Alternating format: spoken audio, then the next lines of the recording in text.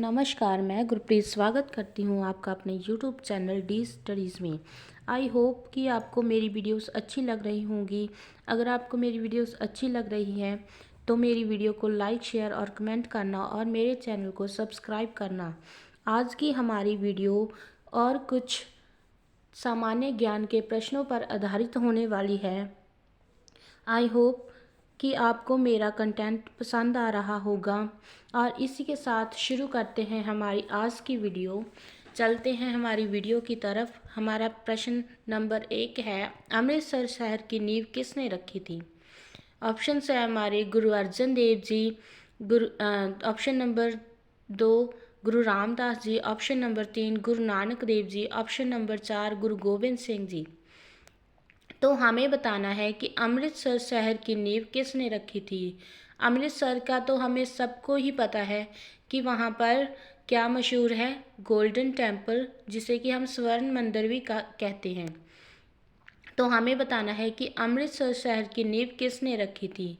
Option है हमारे गुरु अर्जन देव जी, गुरु रामदास जी, गुरु नानक देव जी और गुरु गोविंद सिंह जी। तो इसका तो आंसर सभी को मालूम ही होगा कि अमृतसर शहर की नींव किसने रखी थी। तो इसका हमारा सही आंसर होगा गुरु रामदास जी। अमृतसर शहर की नींव गुरु रामदास जी ने रखी थी। आगे बढ़ते हैं कुछ की पॉइंट्स की ओर। अमृतसर शहर की स्थापना श्री गुरु रामदास जी ने 1574 ईस्वी में की थी, जो कि सिखों के चौथे गुरु थे। पहले यह जगह घने जंगलों से ढकी थी और कई झीलें थीं।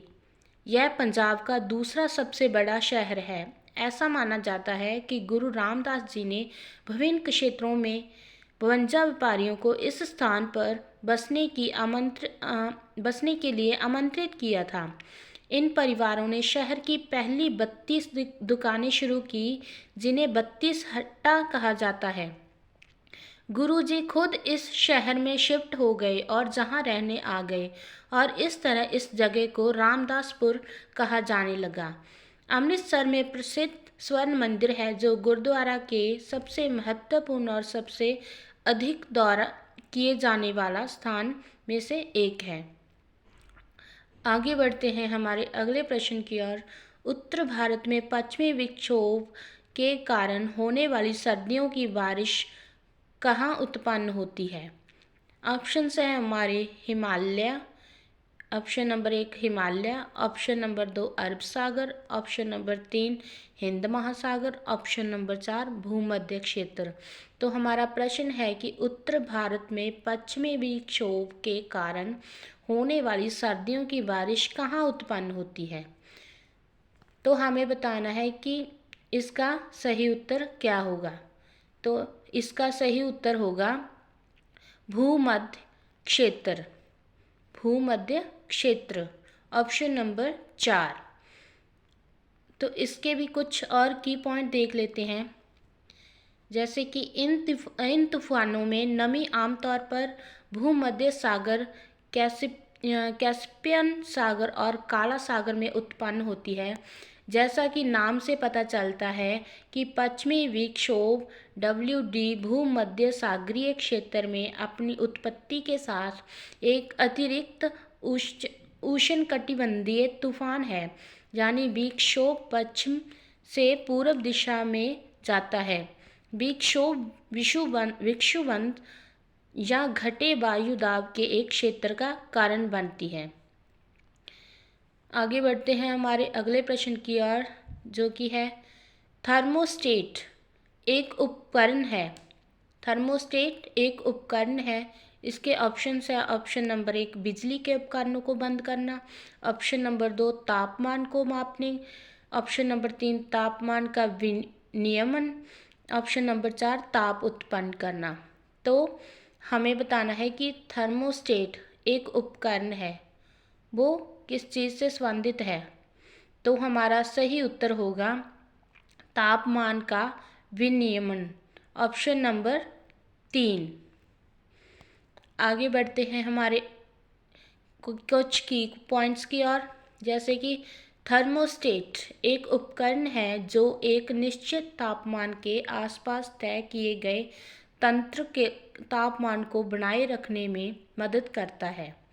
थर्मोस्टेट इस समारोह को वांछित तापमान बनाए रखने के लिए आवश्यक के रूप में हीटर या शीतलन उपकरणों को चालू या बंद करने या गर्मी हस्तांतरण द्रव के प्रवाह को विनियमित करके करता है। थर्मोस्टेट का उपयोग मुख्य रूप से इंजन को जल्दी गर्म करने और फिर इंजन को स्थिर तापमान पर रखने के लिए किया जाता है। कम तापमान पर रेडिएटर के निकास द्वार को पूरी तरह से अवरुद्ध करता है ताकि इंजन में सभी शीतलक फिर से परिचालित हो। आगे बढ़ते हैं हमारे अगले प्रश्न की ओर। निम्नलिखित में से जो सरकार के कर राजस्व में न्यूनतम राशि का योगदान देता है उसे क्या कहते हैं? ऑप्शन है हमारे केंद्रीय उत्पाद शुल्क, ऑप्शन नंबर 2 आयकर, ऑप्शन नंबर 3 धन कर, ऑप्शन नंबर 4 कस्टम। दोबारा फिर प्रश्न को देख लेते हैं। निम्नलिखित में से जो सरकार को कर राजस्व में न्यूनतम राशि का योगदान देता है उसे क्या कहते हैं? तो इसका हमारा सही उत्तर होगा धन कर, ऑप्शन नंबर 3। आगे बढ़ते हैं हमारे की पॉइंट्स की ओर। केंद्रीय उत्पाद शुल्क 26 जनवरी 1944 को भारत में उत्पाद शुल्क लागू किया गया था। यह एक प्रकार का भारतीय कर है। 1957 के बजट में तत्कालीन वित्त मंत्री टी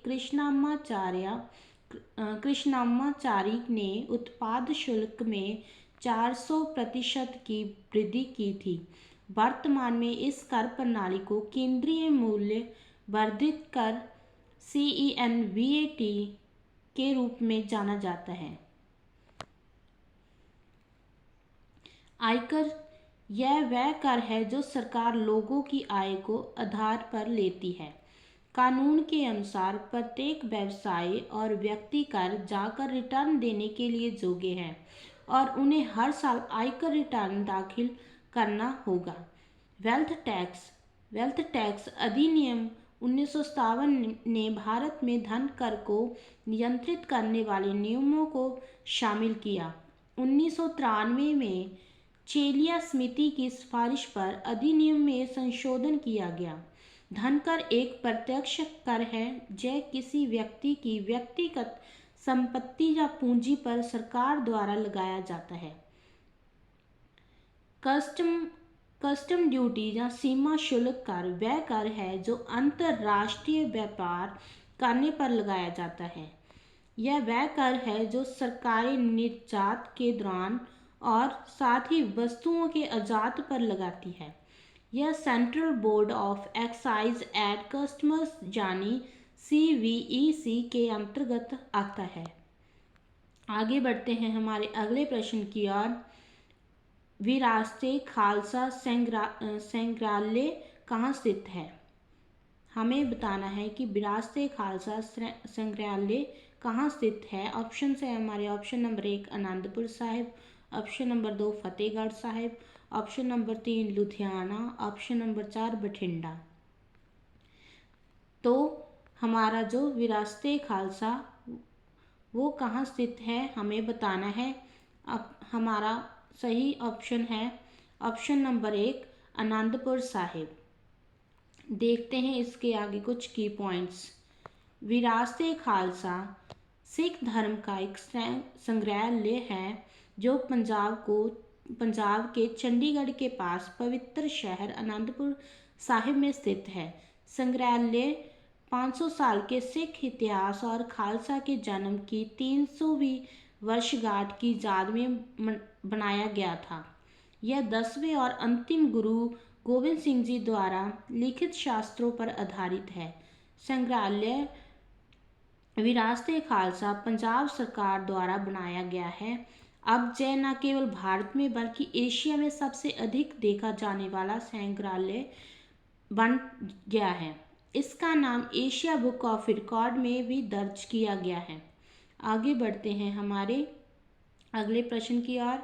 निम्नलिखित में से कौन सा नृत्य रूप सम्मिलित नहीं है? हमें बताना है कि निम्नलिखित में से कौन सा नृत्य यानी कि नाच सम्मिलित नहीं है।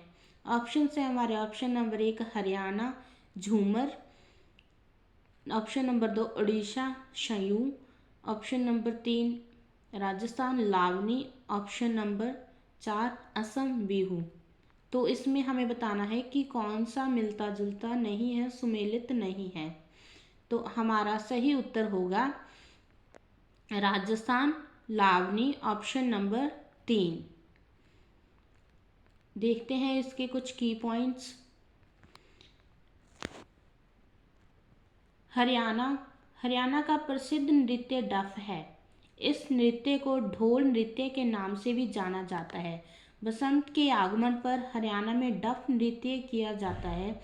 डफ नृत्य पहली बार वर्ष 1969 में गणतंत्र दिवस समारोह में प्रदर्शित किया गया था।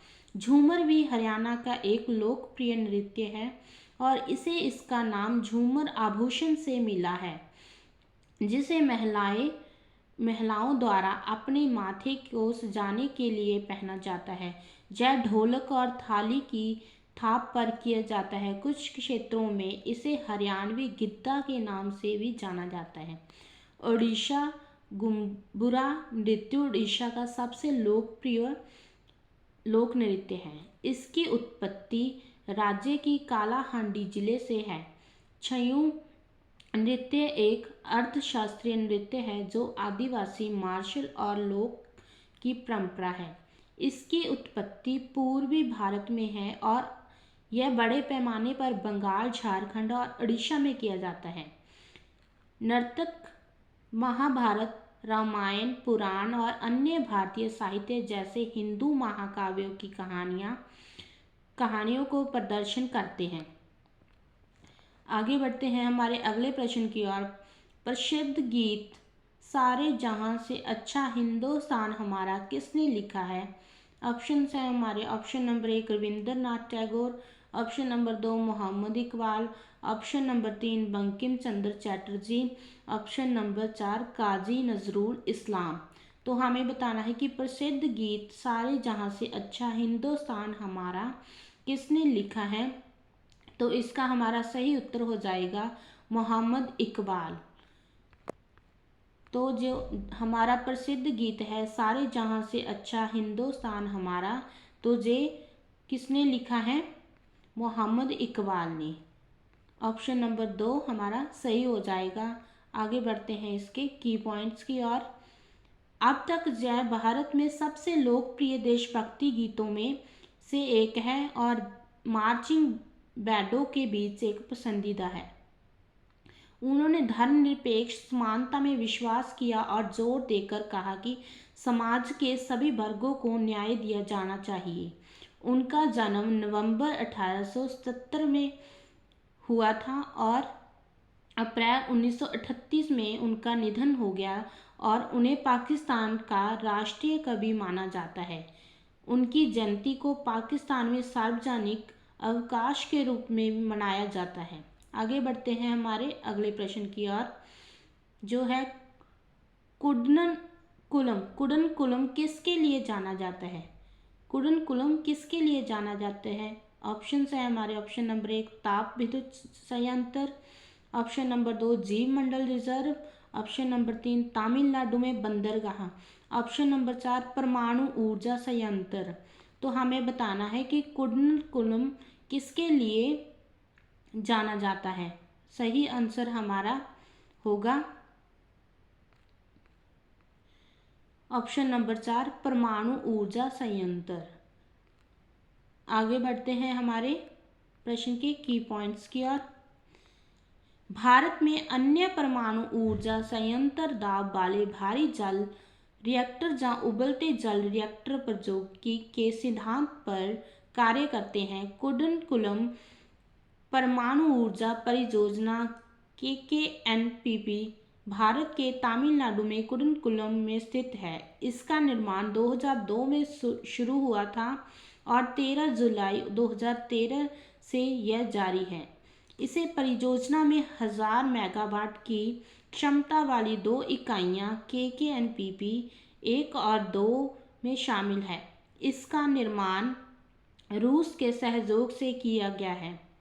आगे बढ़ते हैं हमारे अगले प्रश्न की ओर। प्रश्न है हमारा, विश्व पर्यावरण दिवस कब मनाया जाता है? ऑप्शन है हमारे, ऑप्शन नंबर 1 10 दिसंबर, ऑप्शन नंबर 2 5 जून, ऑप्शन नंबर 3 14 नवंबर, ऑप्शन नंबर 4 10 मई। तो हमें बताना है कि विश्व पर्यावरण दिवस कब मनाया जाता है। विश्व पर्यावरण दिवस जो है वो 5 जून को मनाया जाता है। तो ऑप्शन नंबर 2 हमारा सही हो जाएगा। आगे देखते हैं इसके कुछ की पॉइंट्स। संयुक्त राष्ट्र द्वारा स्वीडन की राजधानी स्टॉकहोम में 1972 में विश्व पर्यावरण दिवस की शुरुआत हुई थी। इसका उद्देश्य पर्यावरण की सुरक्षा के लिए व्यक्तियों को जागरूक और सचेत करना है। प्रकृति के बिना मानव का जीवन संभव नहीं है, इसीलिए यह आवश्यक हो जाता है कि हम समझे कि वृक्ष, पौधे, जंगल, नदियाँ, झीलें, भूमि, पहाड़ हमारे लिए कितने महत्वपूर्ण हैं। विश्व भर में विश्व पर्यावरण दिवस मनाने का उद्देश्य लोगों में पर्यावरण के प्रति जागरूकता पैदा करना है। आई होप कि आपको मेरी वीडियो अच्छी लगी होगी। तो इसी के साथ मैं अपनी वीडियो को यहीं पर समाप्त करती हूँ। अगर आपको मेरी वीडियो अच्छी लगी हो तो मेरे चैनल को सब्सक्राइब करना, वीडियो को लाइक, शेयर और कमेंट करना। God bless you, stay blessed, keep smiling, keep growing. Thank you.